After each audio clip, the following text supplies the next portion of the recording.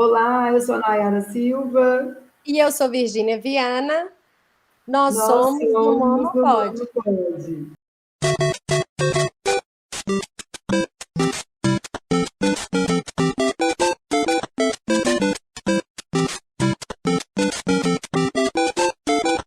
Isso mesmo. E hoje nós vamos falar sobre se meu filho é homossexual. E agora? No último episódio, a gente discutiu sobre sexualidade, sobre a hora de namorar, sobre a descoberta do corpo.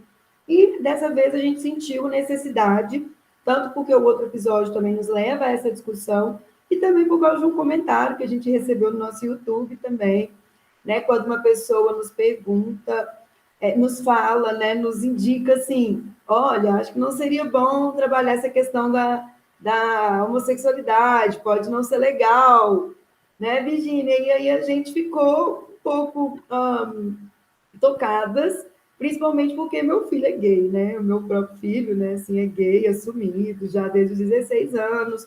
Então, não fiquei tocada porque eu fiquei triste, eu fiquei brava, eu fiquei feliz, nada disso. Fiquei tocada, a Virginia também, da necessidade da gente discutir essa temática, essa discussão. Sim. E a gente ficou até pensando em como responder, né?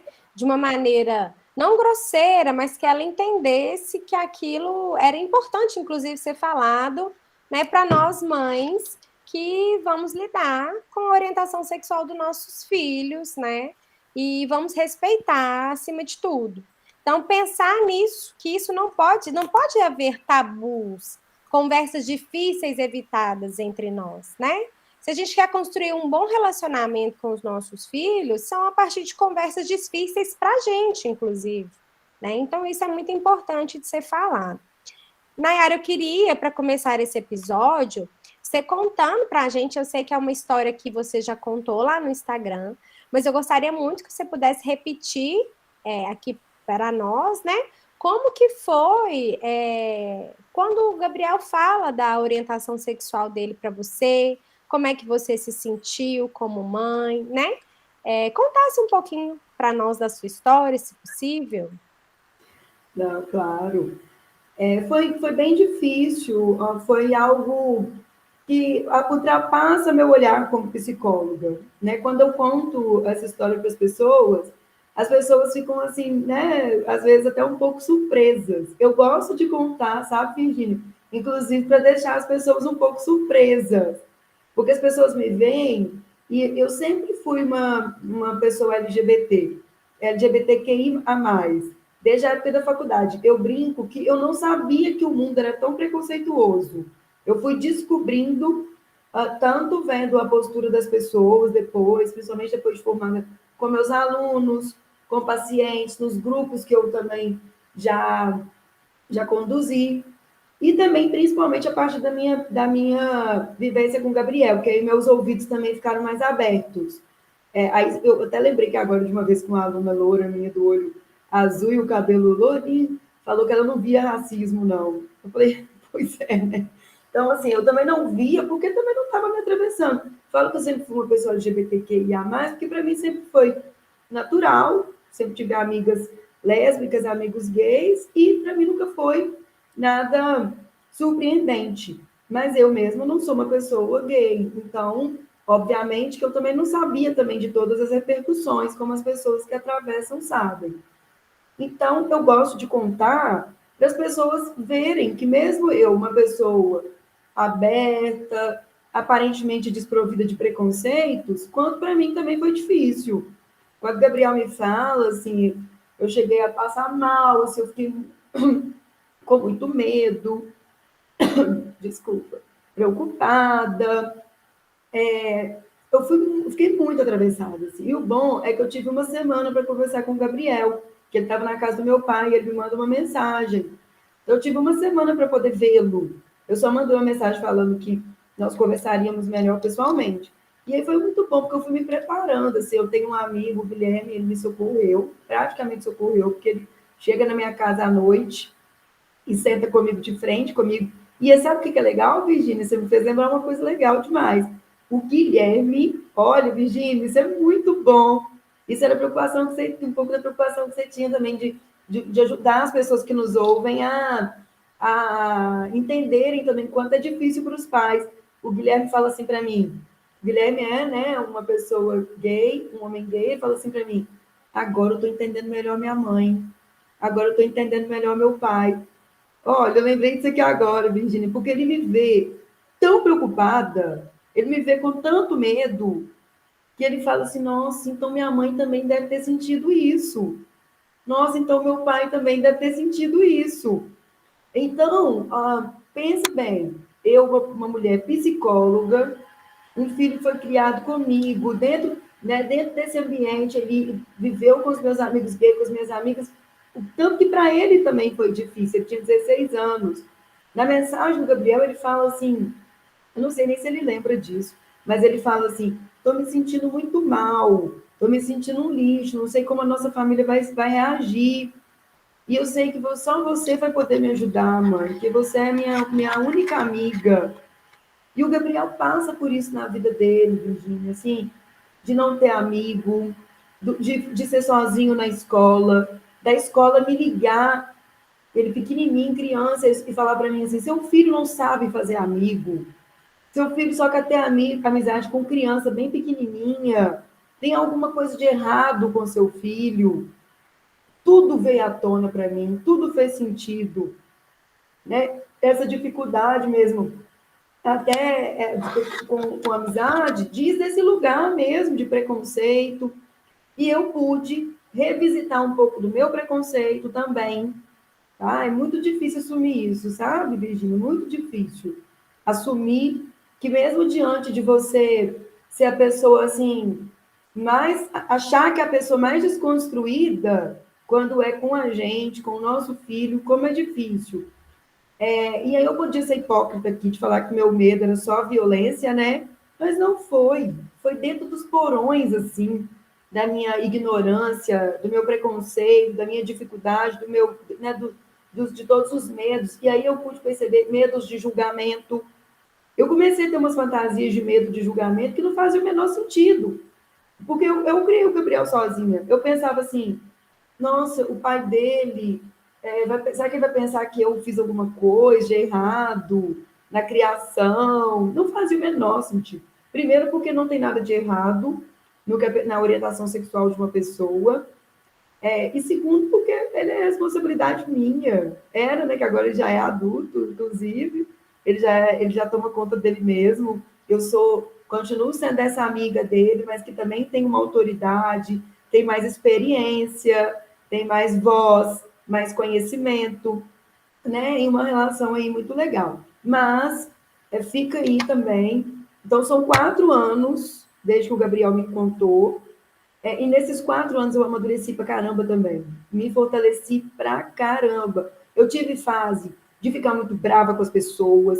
Então, tá, voltando, foi uma semana que eu precisei até ele voltar, para eu poder conversar com algumas pessoas, entender, porque aí a minha orientadora de doutorado que me deu essa chave. Ela falou comigo, olha, que eu tô achando que essa postura sua tem preconceito. Quando eu falo postura, de falar que estava com muito medo, o que ia ser do meu filho, que iam bater nele, né? E eu acho que durante muito tempo eu joguei essa carga de medo no Gabriel, foi péssimo. Também de falar, filho, toma cuidado, que hora que você vai chegar? Olha isso, toma cuidado. Medo mesmo. O Brasil é o país que é o segundo país que mais mata e faz violência com pessoas LGBTQIA+, no mundo, né? Então, o meu medo também ele tem uma fundamentação. Mas eu também vejo que tinha também uma dificuldade. Essa dificuldade que eu passei, ela pode ajudar as famílias e pode ajudar os adolescentes. De um lado, eu pensar assim, como é que eu posso fazer para dar conta de entender melhor meu filho? E do outro, pensar assim, a minha mãe, meu pai, minha família tem uma limitação.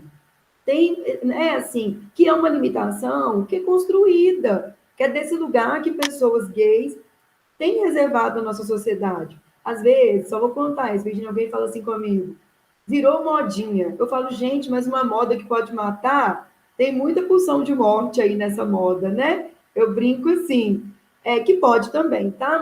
Mas particularmente, como eu vivi com uma pessoa LGBTQIA+, e vivo, que vai sofrer com olhares, que nós vamos ser atravessados por essas falazinhas, por esse pejorativo, né? Ô, viado, vem cá, seu gay, seu... não com meu filho, mas eu digo os homens héteros uns com os outros, né? Quanto que isso vira uma coisa de violência, é pejorativo. Se eu quero te maltratar, eu vou falar com você, sua mulherzinha, que inclusive é violência de gênero também contra as mulheres. Sua bichinha, né? Eu tenho paciente que saiu dessa situação de anonimato, que a gente vai chamar de sair do armário, que tem algumas pessoas do movimento LGBTQIA+, que não gostam dessa expressão sair do armário, eu adoro, tá? Que eu acho que é justamente assim, romper mesmo as portas daquilo que não te cabiam, daquilo que estava pequeno, escuro, mas, em contrapartida, a família também sai junto. A família também sai do armário junto. E também não é fácil para a família, porque tem todas essas questões construídas socialmente, porque também vai remeter a muita coisa, que você vai falar agora também um pouquinho, né? Sim, não, mas primeiro eu agradeço pelo seu relato, né, e por ter compartilhado conosco, sobretudo a sua dor, né, Nayara? Então, assim, é que dói, né? Ter um filho que talvez rompe as expectativas heteronormativas, né? Vai doer. Não tem jeito da gente falar que se você, né, no nosso caso, foi formatada, criada para dar certos resultados e dar um resultado diferente daquilo que se espera, né? É claro que isso vai gerar dor e sofrimento em nós também. E aí você fala assim, o medo de julgamento, né? É o medo de julgamento que a gente carrega desde sempre, né? Porque a gente foi julgada por ter engravidado muito nova, né? Por ter engravidado adolescente, ter sido rebelde. Então, assim, o que ia dar? O que a gente ia dar, né? Então, e aí, como se algo desse errado, né? Você está tentando acertar, e o trem deu errado ainda, assim.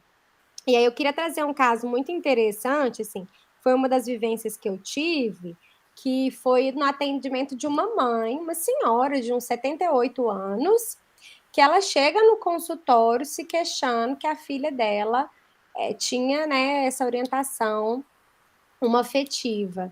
E ela traz junto com ela os artigos que ela tinha estudado para criar a filha, que ela era uma enfermeira aposentada da UFMG, e ela falou assim: olha, eu tive uma boa formação, eu estudei para criar a minha filha, como ainda assim isso pode ter acontecido? Olha, né? Como se a orientação sexual acontecesse assim por alguma falha parental. E aí a gente tem inúmeras fantasias, né? Que antes a gente tinha conversado um pouco. É a fantasia de que talvez o filho foi abusado sexualmente, por isso que ele, né, teve essa orientação sexual homoafetiva. Essa outra que a falha é do pai, que o pai é ausente, ou que não tem mãe, ou que não tem pai.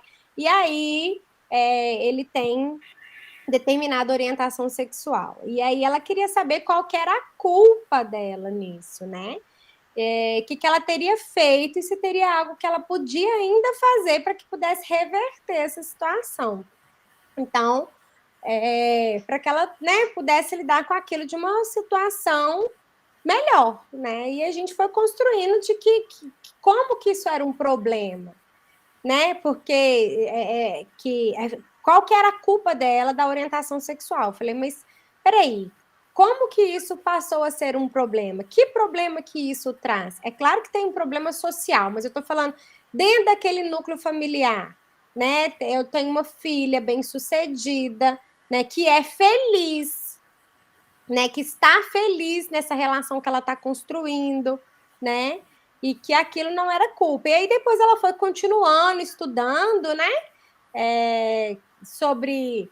Tem uma questão genética, né? Tem uma questão eu tenho animais, né? Que tem, que tem, né, essa orientação sexual. Enfim, tem inúmeras explicações para isso que nada tem relação com o processo de criação do sujeito, né? E aí ela vai assimilando aquilo e elaborando uma outra forma de se relacionar com essa filha, que era importante. E aí vinha um medo, Nayara, que aí você também trouxe, que é a da promiscuidade. como se ter a orientação homoafetiva, os sujeitos por si só fossem promíscuos por conta daquilo, ou que eles não pudessem constituir uma família por isso, sabe? E aí vem surgindo algumas fantasias que você vê que o sujeito vai criando em torno disso, que isso nada tem relação com isso, né? Assim, como a gente vai ter promiscuidade nas relações heterossexuais também, né? Isso independe da orientação sexual. E aí a gente vai, né? Então a gente vai, essa era uma senhora e ela dá conta de enxergar isso de uma melhor maneira e acolher essa filha, que é o mais importante que a gente deseja, né? Sobretudo, valorizar essa relação, ter esse sujeito perto da gente, né? Como ele é, como é o filho que a gente espera. E aí, hoje a gente tem muito essa discussão, né? O pai chega com a criança no psicólogo e apresenta a criança e fala assim: olha, eu quero que ele seja mais falante, eu quero que ele seja mais extrovertido, eu quero que ele seja de uma outra forma. Só que você olha para aquela criança, ele é introvertido, porque ele nasceu assim, com esse temperamento. Então, tem coisas que não vão mudar, porque é o filho que a gente tem, entende? Então, a gente fala para o pai assim, olha, esse não é o seu filho, então você está me dizendo que não quer esse filho que está aqui? Porque não tem outra opção de ser seu filho, é assim que ele é. Ele pode ter um comportamento mais desinibido diante de algumas situações, mas na maioria das vezes ele é uma pessoa introvertida. Então, a gente pensar numa orientação sexual, que eu desejo que meu filho tenha uma orientação heterossexual, esse não é o meu filho. Então, se eu não quero isso, eu não quero o filho que eu tenho. E isso é muito importante ficar claro, que tem coisas que não tem como o adolescente negociar com você, que é a orientação sexual dele, né? Quem vê aí, quem escutou os nossos episódios, a gente falou, né, do negociável e do inegociável das nossas regras. E, assim, orientação sexual não é algo negociável, né? Falando para os pais hoje, assim, o que nós temos e o que nós podemos é acolher esse sujeito, né, com a orientação sexual que ele nasceu com ela, que ele tem com ela, né? Não existe uma outra opção nesse sentido. Eu quero deixar isso bem claro. Isso não significa dizer que a gente vai sair por aí interrogando nossos filhos, né? E aí, você é o quê? Né? Engraçado que os adolescentes fazem isso, né? A Elis estava me contando outro dia que perguntaram para ela, lá no site do Confesse, qual que era a orientação sexual dela. Eles começam a se perguntar, né? Você é o quê? Como se isso tivesse que ser apresentado. E né? como se tivesse também que já ter uma definição, porque quando você fala isso é muito importante, você fala assim, não temos que interrogar. Ninguém pergunta para um filho assim, ninguém conta para a família assim, gente, tem uma coisa para contar para vocês, o fulano é heterossexual. Ninguém faz essa revelação. Isso é descoberto também, porque também nós não vamos falar aqui de transexualidade, que não vai dar tempo, seria um caso à parte. Eu queria até que a gente pudesse convidar aquela moça do Minha Criança Trans. A transexualidade entra na discussão da orientação sexual, da dimensão da sexualidade, da diversidade sexual, mas aqui nós estamos focando mais na questão da homossexualidade, que é muita coisa para pouco tempo. E a transexualidade ela tem algumas especificidades também, que carece de mais discussão, de mais dados aqui também, que são muito ricos. Mas voltando à questão da homossexualidade, e aí parece que muitas vezes, quando a família vai dar essa notícia, vira tipo uma lástima, né? uma tristeza, uma dor. E aí você estava falando uma coisa muito importante, Virginia, olha, não é coisa que se interrogue, mas também, isso aqui é muito difícil, estou falando isso aqui com muita dificuldade, é olhar para essa família e ver também o quanto para essa família é difícil, né? Você estava me falando isso agora há pouco, de lembrar disso, lembrar as pessoas disso. E quando para essa família é difícil, não significa que essa família é má, que é ruim, né? É difícil demais para a gente que é atravessado por essas questões olhar para essa família. Então, o adolescente, ele... Então, as atitudes, os comportamentos vão ser também diversos. E aí eu acho que vai depender também disso que você falou agora um pouco aqui, que é como que a pessoa é. Se ela é mais extrovertida, isso vai aparecer mais um comportamento talvez mais afeminado, fica ali... eu vou te contar que o Gabriel, algumas pessoas às vezes me falavam, já teve de pessoas me falarem, me perguntarem sobre a orientação sexual dele. Eu nunca perguntei para ele, nunca cutuquei, fiz piada, pressionei. Nunca foi uma questão para mim. Não, como não é, ele não que ele, nesse vídeo que você comenta, ele fala assim, e aí a minha mãe, ela vai fazendo isso naturalmente. Naturalmente ela vai introduzindo isso nas discussões da nossa família, naturalmente ali alguém já sabe, e eu vou vivendo naturalmente. Ele fala que é a vida dele também, só que isso é muito diferente. Eu estou falando de uma mãe psicóloga, que também enfrentou suas dificuldades e enfrenta, mas que é um outro lugar, é muito diferente. Uma família que às vezes vem de interior, tem pouco estudo, pouco acesso, é difícil mesmo, é muito difícil. Sim, mas aí eu acho que você falou uma coisa muito importante, que é o que a gente espera de comportamentos femininos e de comportamentos masculinos, né? E aí eu acho que isso a gente tem a ver um pouco, sendo psicóloga, né? Então a gente não entende. Eu falo isso por conta da nossa cultura, né? Que eu lembro que há algum tempo atrás eu tive uma professora que ela participou de uma reportagem no qual ela tinha filhas meninas que brincavam com carrinho. Isso foi objeto de uma reportagem. Tipo, oi? Sabe? Que palhaçada é essa, assim?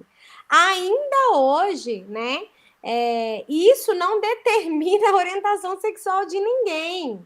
Então, quando você está me falando, quando eu falei assim, isso não se pergunta, mas o que você está me dizendo que esse sujeito ele pode ter o que você está falando? Comportamento. Ele pode ter uma estereotipação mesmo, alguns estereótipos que sejam que remetem mais ao gênero feminino. Então, com isso, uma vinculação das pessoas aí, deixa eu falar mais simples, né? Essa pessoa pode ter. Então, vou falar com uma linguagem bem simples. Vamos pensar num homem. Ele pode ter trejeitos femininos, ele pode ser afeminado. E aí, naturalmente, as pessoas falam que ele é gay, né? Elas vão atribuir isso. Eu tive um namorado, por exemplo, que ele era super feminino e afeminado mesmo. Na minha família, as pessoas faziam até aposta que esse sujeito era gay, que ele estava se escondendo. Também você levantou uma coisa muito importante. Como que a nossa sociedade cristaliza também os papéis de gênero e vão determinando tudo, não só a orientação sexual, mas toda a nossa vida é Sim. orientada a partir dos papéis de gênero, do que se espera para o masculino, para o feminino, fecha essas pernas, tira a mão daí. Sim, aí eu brinquei com você acho... um pouco, né? Que pode até chocar um pouco, viu, gente? Mas eu sou mais chocante. Tem uma, eu falando com a Virgínia das canecas que a gente vai lançar, e uma delas vai estar escrito, né? Mãe também goza, pode chocar, e vai chocar porque as pessoas não estão esperando que mulheres possam falar sobre sexo, sobre orgasmo, e sobre ainda mais que não é estereótipo de mãe, né? Mãe tá lá no sagrado, e sagrado não tem isso, né? Então eu achei legal você estar falando dessa questão, né, dos estereótipos, do jeito, aquilo que a gente vê por fora, o que não necessariamente significa que seu filho tem uma orientação homoafetiva porque ele tem trejeitos, ou porque a menina gosta de outras coisas, né? De outros tipos de roupa. Então, eu acho que isso é muito importante, que aí o pai também começa a pirar certas coisas, assim, dá um tempo para o seu filho, assim, deixa ele começar a chegar no eixo dele, a ele se entender, né? Talvez ele precise de ajuda para entender e olhar para essas questões também, né? Que ele não deu conta ainda de encarar sozinho, não é verdade? E aí eu acho que vem também muito do desespero do adolescente de saber, e eu estou falando isso pelas discussões da Elis, né? E o que eu sou, né? E eu tenho que nomear isso agora, né? desse meu desejo, eu tenho que botar esse nome agora? Né? Não, ninguém está falando que existe uma hora para isso. Ou tem aqueles que já sabem, né? Que eu acho que eu queria muito falar disso, e querem a todo custo anunciar para o mundo, assim, tudo bem. Eu acho que é legítimo, né? Nós não estamos aqui para enjaular esses corpos, nem esses desejos, de forma nenhuma. Mas, e aí eu acho que uma coisa que você fala que é muito interessante, assim, o adolescente sabe o lugar que ele pode ser mais violentado, pode ser inclusive na própria família. Eu tenho pai, gente, e eu tô falando isso com muita dor no coração, que vai preferir perder o filho do que tolerar e aceitar essa orientação sexual dele. E aí, assim, nós, enquanto mães, eu falo, né? É muito triste perder um filho. Imagina, sabe? Então, como é que a gente vai perder um filho vivo? Gente, pelo amor de Deus, né? E aí, falar um pouco para esse adolescente, né, Nayara, que viu você em sofrimento real, como que a gente, se esse adolescente dá conta de ajudar essa família e elaborando a orientação sexual dele aos poucos, né? Se isso for possível. E quando isso não é possível, o que ele dá conta? E aí eu vou contar uma experiência, que é claro que é um caso heterossexual, é diferente. Eu não tenho experiência com pacientes que com essa orientação homossexual. Hoje a gente, inclusive, tem psicólogos, né, especialistas, né, no atendimento de pessoas homossexuais, né? Posso falar assim? Desculpa se eu estiver falando errado. Que é o Samuel Silva, por exemplo. Eu gosto muito de chamar ele, inclusive, para as aulas, porque ele atende só pessoas LGBTQIA+. É esse o público dele. Eu acho maravilhoso, né? Então, eu tenho gente que fala disso com muita propriedade. E aí eu queria contar para vocês um caso de uma menina que aí ela perdeu a virgindade, ela era maior de idade e tudo, mas achava que tinha que falar com o pai dela de qualquer jeito. Com o pai, não era com a mãe, não, era com o pai, entende? E aquilo estava produzindo tanto sofrimento, ela não ia no psicólogo, ela me contou isso depois, e ela conta para esse pai, tá? E aí a gente vai falar assim, olha, construir com ela, que é o campo da intimidade, né? Assim, daquilo que é público e daquilo que é privado. Ela se protegeu, então ela não precisava de orientações e informações. Não é disso que eu tô falando, era uma pessoa consciente, orientada, que decidiu transar com o namorado, mas achava que parecia que precisava se confessar. Tô colocando aspas aqui, né? Para os pais, para eles saber disso, que é do campo, né, dela, da individualidade dela. É o campo do público e o campo do privado. E aí eu estou dizendo que talvez a orientação sexual, que inicialmente eu acho que ela precisa ser compartilhada sim com a família. Eu estou falando em casos que a família não vai aceitar, ou que você pode ser agredido por conta disso, ou você pode ser morto, ou você pode, sabe, ser violentado de todas as formas, que talvez inicialmente você reserve isso no seu campo privado para que você possa viver isso livremente, sabe? Talvez longe dessas pessoas, que aí eu vou falar, não são famílias, são pessoas que acolhem, né, os seus, que amam os seus, independente de qualquer coisa, sabe? Sim, tem família que vai ser muito violenta. E é difícil, né, Virginia, quando você fala, acho que é uma tentativa muito, muito, muito legítima, muito cuidadosa, muito empática para esse adolescente, também de dizer assim, se proteja, porque Isso. nessa estimativa, nessa estatística de país mais violento, com as pessoas LGBTQIA+, os agressores também que engrossam o caldo dessas estatísticas são a própria família, né? É aquele tio. Tá, agora eu vou falar coisa pesada aqui. Agora eu fiquei até na dúvida, porque pode ser gatilho. Vou falar mais leve. É aquele tio que promove um abuso. No caso das meninas lésbicas, tem muito isso, né? Vamos comprovar que você não gosta de homem mesmo. Sim. Então, se protejam, porque às vezes a própria família engrossa o caldo das estatísticas com Não, e violência. quantos pais, né, que a gente vê, né, dando estatística mesmo, espancam os filhos, até matou aquele menino porque ele gostava de lavar vasilha, né? Ele parecia homossexual. Eu li, né? Nossa, gente, é terrível ler essas coisas, é terrível ver essas coisas. E Como é é que. terrível também para a gente, igual, por exemplo, eu tenho um paciente que ele tem quase 50 anos. E aí ele está fazendo essa travessia agora. E aí ele, não posso, né, trazer detalhes, mas ele está fazendo essa travessia. Ele chega a ser casado com mulher. E aí, Virginia, ele fala para a mãe ainda está viva, com 84 anos, e o pai também. Ele fala para todo mundo, para a mulher, para o filho que é adolescente, o filho dele tem 19 anos, tá? Acabou de fazer 19 anos. Ele conta, ele precisou. Ele fez uma travessia, quando ele chega, eu não sei se eu já contei esse caso aqui, mas quando ele chega, ele está com um abuso de álcool, e eu começo a questioná-lo, assim, o que ele, a queixa dele era? Eu não quero passar do limite com o álcool. Eu estou só passando o limite. E eu começo a questioná-lo. O que você está encontrando fora do limite? O que tem fora desse limite que faz você desejar tanto o que tem lá fora do limite? Quem você se transforma quando você está tonto, quando você está sobre o efeito dessa substância? Foi até ele falar, eu encontro o cara gay que eu sou gay, me fala que era que gostava de homem.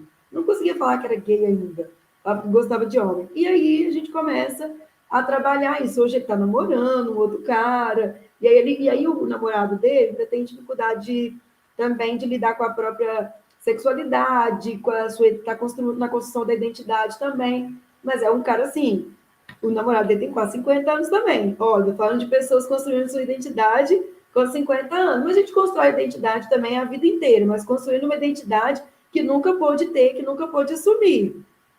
Né? Aí ele falou assim: falei com fulano, vai para terapia.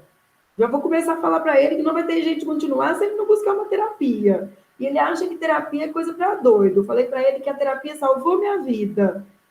É tão bonito, não porque eu me Ai, sinto reconhecida, não porque a gente diminui, né? A gente diminui demais, a gente fica pequenininho. Quem cresce, quem agiganta e quem emancipa é o sujeito.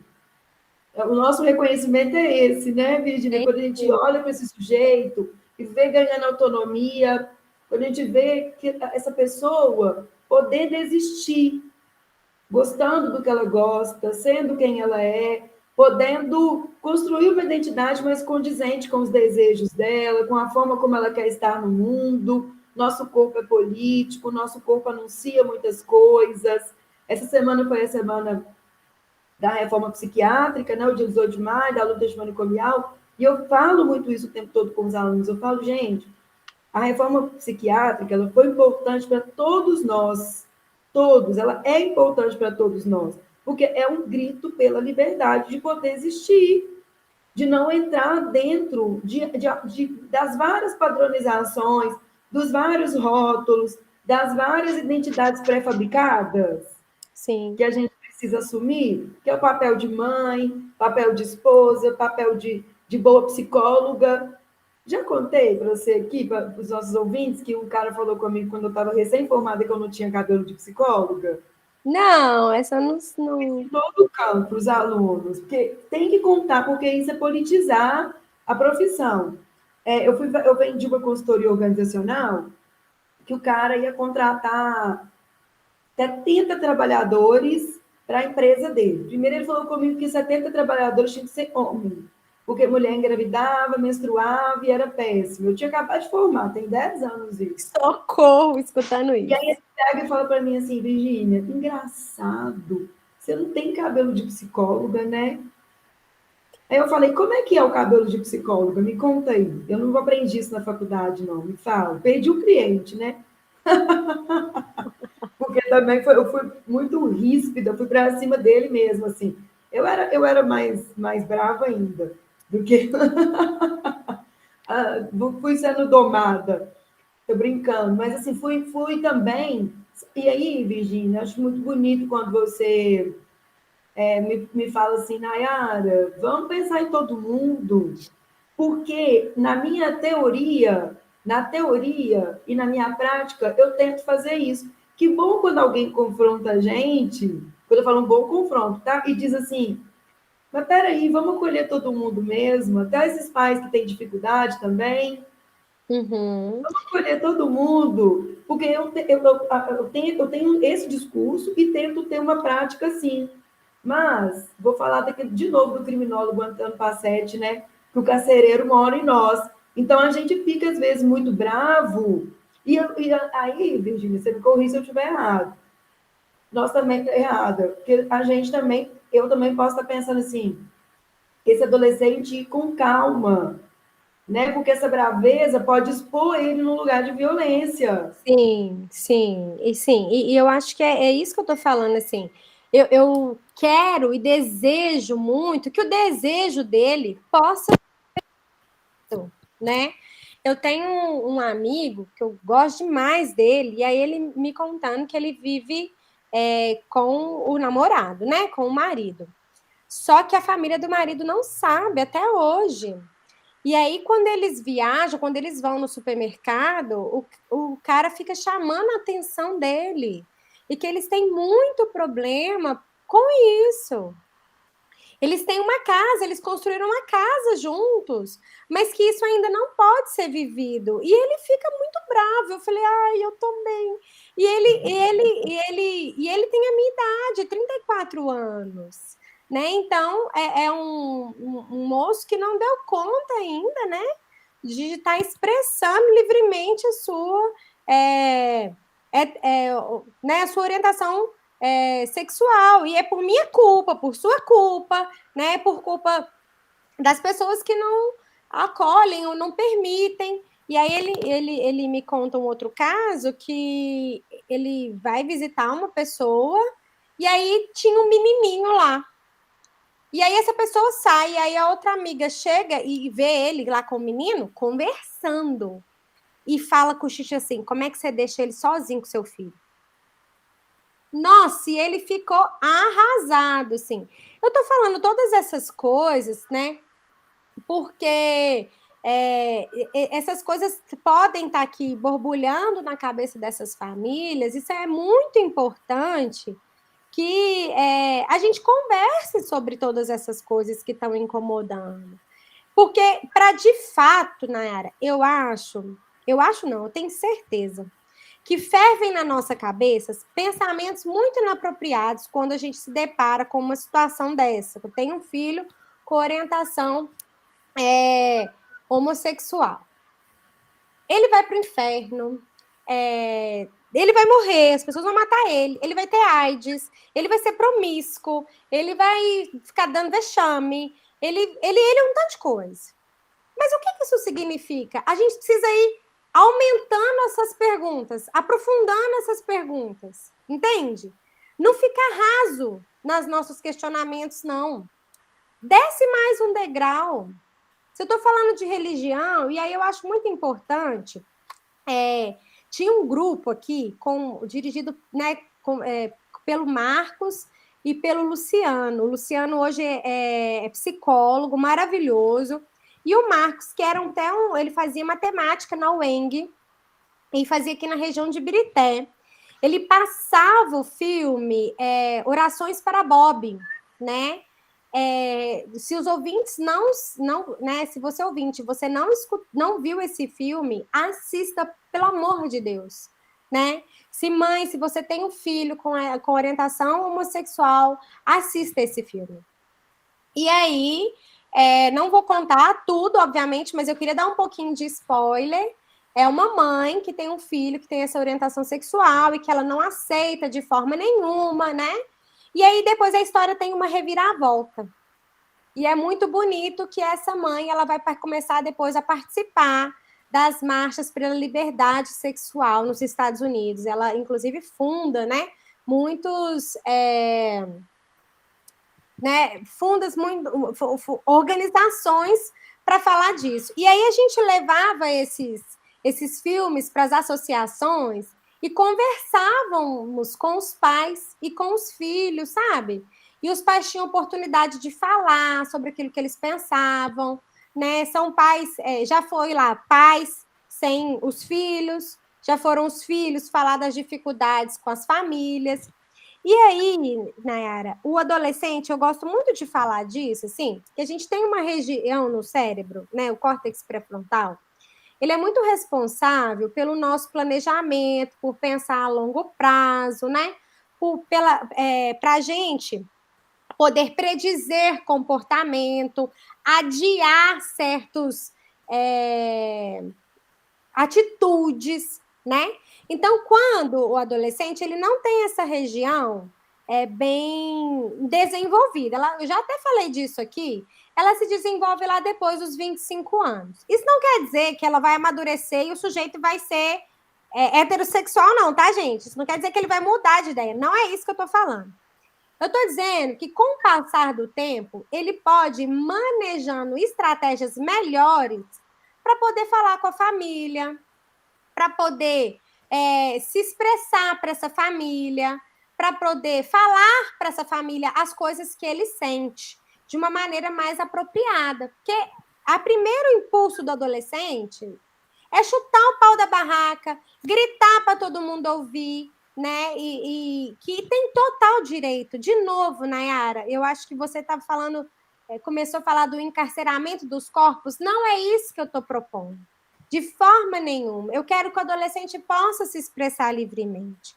Mas eu estou falando, dependendo da família, que é muito violenta, que ele saiba, que ele consiga negociar com essa família, que ele vai levando um tempo para ele poder ir falando. Sabe quando a gente vai falando aos poucos? E isso pode ser muito difícil para ele. Adolescente, o que eu estou querendo dizer para você é que isso é difícil para você. E aquela situação que é pequena, é como se você enxergasse ela muito maior, sabe? É como se aquilo fosse sufocante, como se isso faltasse ar de algumas formas. E aí, assim, o que eu convido que talvez você possa procurar ajuda, né? Para dar conta de lidar com isso, para pensar em estratégias para falar de quem você é ou do seu momento de construção da identidade.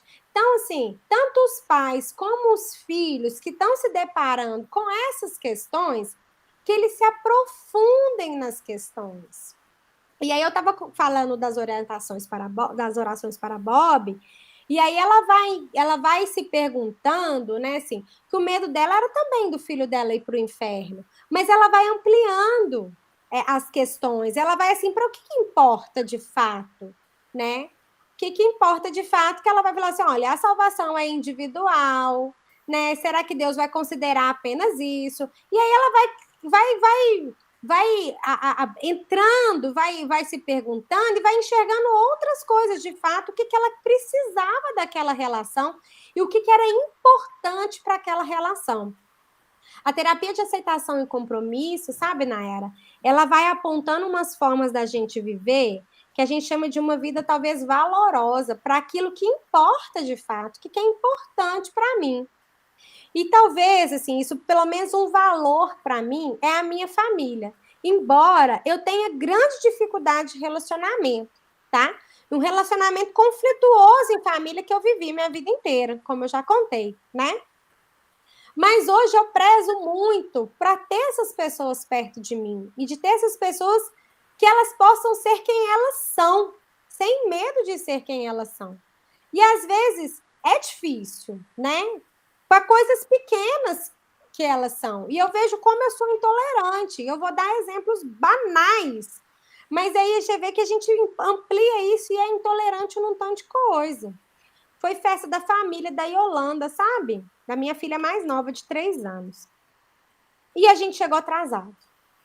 Aí tinha um coral, eu já fiquei arrasada, que a Yolanda chegou na última música, que o cara pegou ela correndo na portaria e botou ela lá.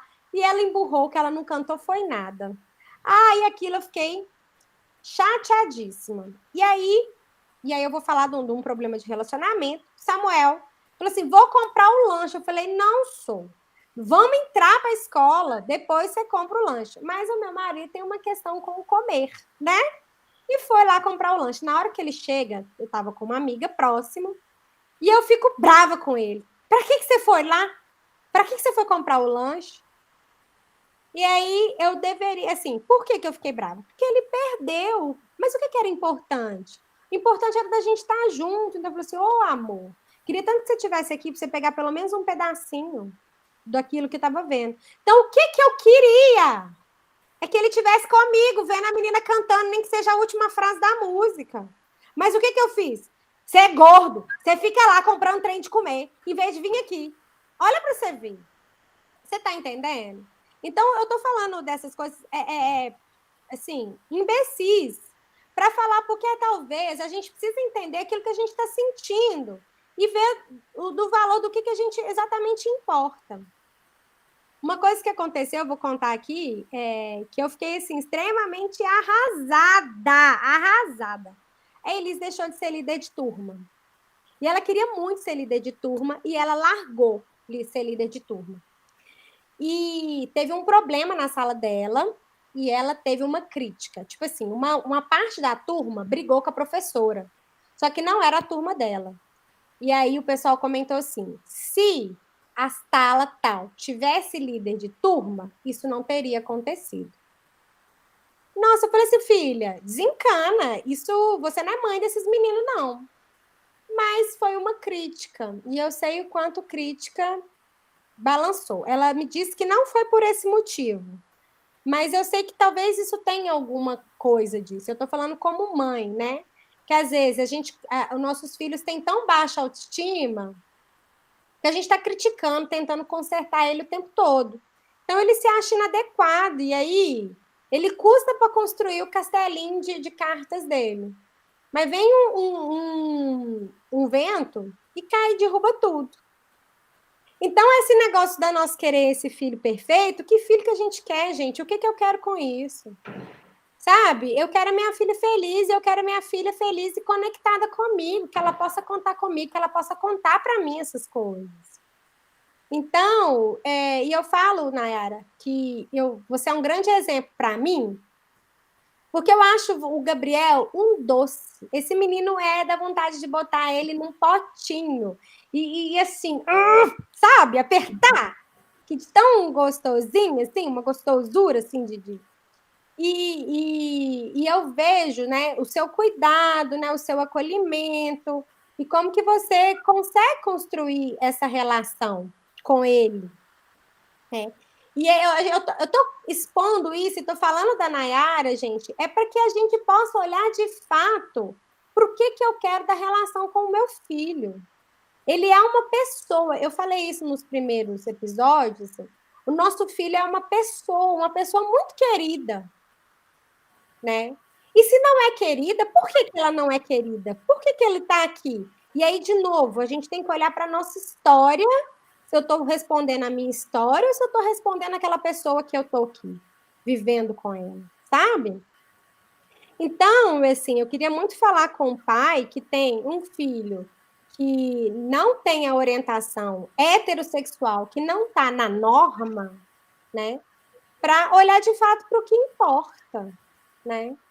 O que importa para você? O que é importante para você?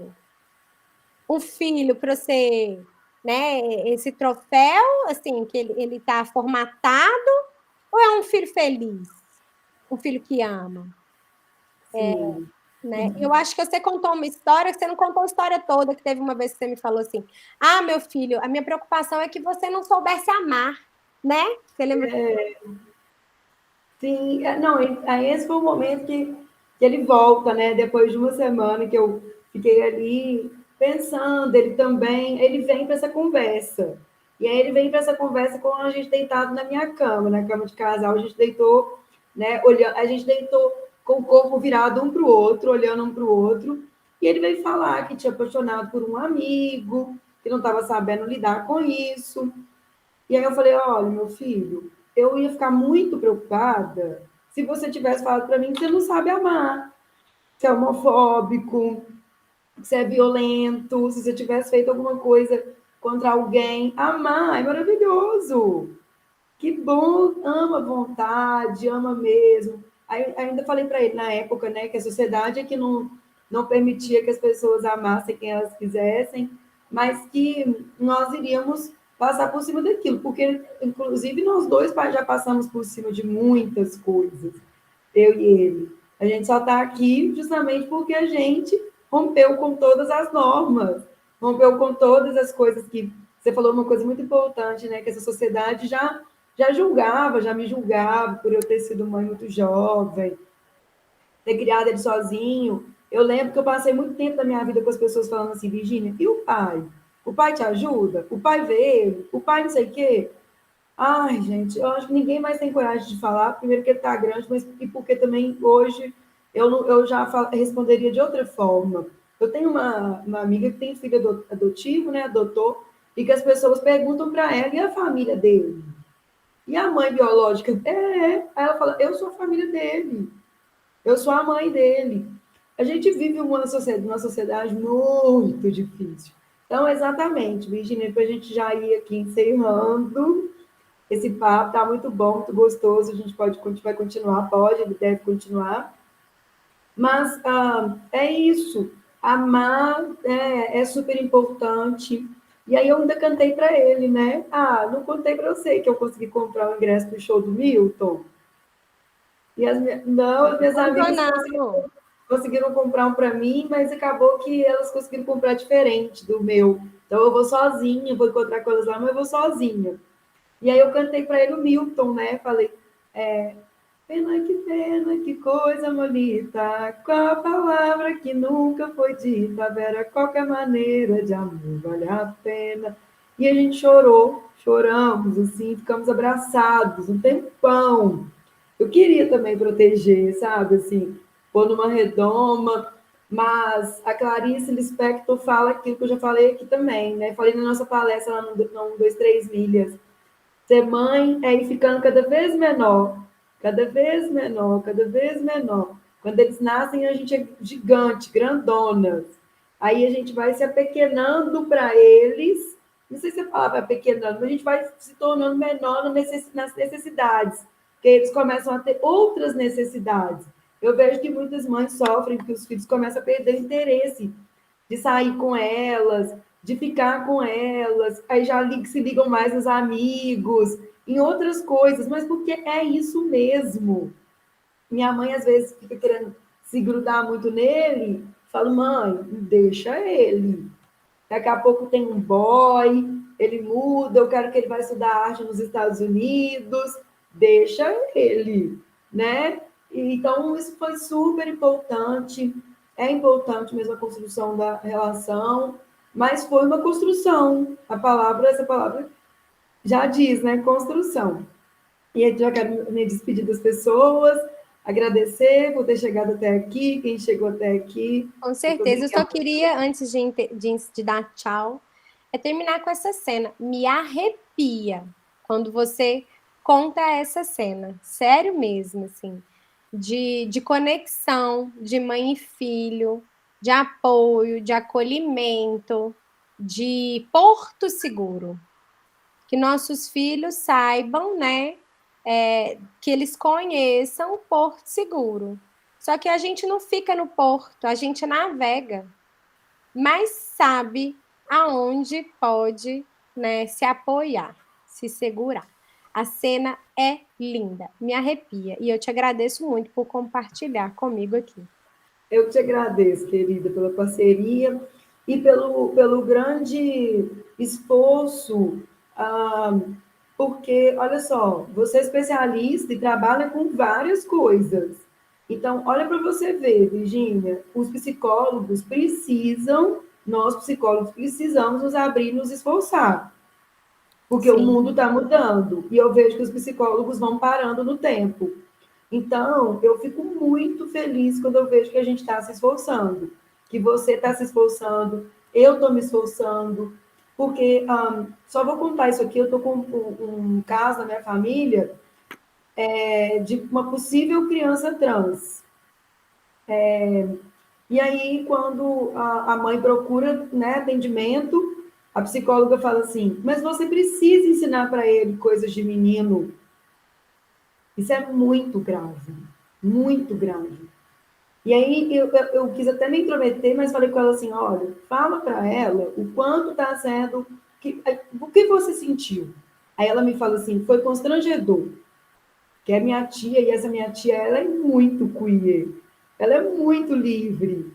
E aí, se o filho dela pede bola rosa, ela dá bola rosa, se pede bola azul, ela dá bola azul, ela é muito tranquila. É quando eu falo queer, gente, para quem não sabe, queer é diversidade, é uma teoria específica dentro do movimento LGBTQIA+, dos estudos de gênero, diversidades sexuais, que vão falar da possibilidade queer, que é não binária, de não se cristalizar nos papéis nem de homem, nem nos papéis de mulher, né? E nem também numa sexualidade binária também, né? Se é heterossexual ou homossexual, nós podemos ter outras, tem várias outras orientações sexuais de identidades de gênero, de papéis de gênero, de orientação sexual, e depois a gente pode voltar, eu posso voltar falando um pouquinho mais sobre isso em algum outro momento. E aí, eu falo para ela, então fala para ela que para você escutar isso foi desconfortável, porque ele não quer reafirmação dos papéis de gênero masculino. E o que a psicóloga diz é, vai lá e dá a bola para o seu filho, carrinho, faz ele virar homem. Foi praticamente isso que ela disse. Então, Virginia, eu que agradeço pela abertura, pela sinceridade, pela honestidade e pelo esforço mesmo, sabe? Porque também me ajuda, me leva, né? Obviamente não seria nem minha parceira, né? Mas poderíamos encontrar no caminho esse tipo de narrativa, né? E aí eu, como mãe, me sinto ainda mais marginalizada, porque a gente vai ficando nesse lugar de marginalidade, né? Que é as margens daquilo que é normativo, né? Sim, então eu acho que deixar uma dica para os pais, assim, existe muito pouca formação da psicologia, né, com essas questões de gênero. E a gente está no momento político, eu acho que é muito importante ressaltar, né, em que estão tentando formatar os corpos, estão tentando, né, formatar um jeito de ser das pessoas, né, e isso não faz muito sentido, não é verdade? Então, que as pessoas desconfiem, que elas procurem pessoas que estão realmente engajadas para a felicidade umas das outras, e ver, de novo, o que importa. E, de novo, agradeço também pela oportunidade de aprender. Eu acho que nós estamos aqui nesse mundo para aprender, para acolher, para receber e para propiciar que as relações sejam profundas e boas de se viverem. Eu acho que é isso. A nossa vida é em sociedade e que eu possa, com as pessoas que estão próximo de nós, né, ter a melhor relação que eu possa ter, sabe? É isso que eu desejo para todo mundo. E obrigada de coração por estar aqui. Eu que agradeço, querida. Um beijo para todo mundo. Um beijo, gente. Tchau, E tchau. deixa lá, né, no comentário, qualquer coisa. Põe lá que a gente adora receber os comentários de vocês. Exatamente. Tchau, tchau.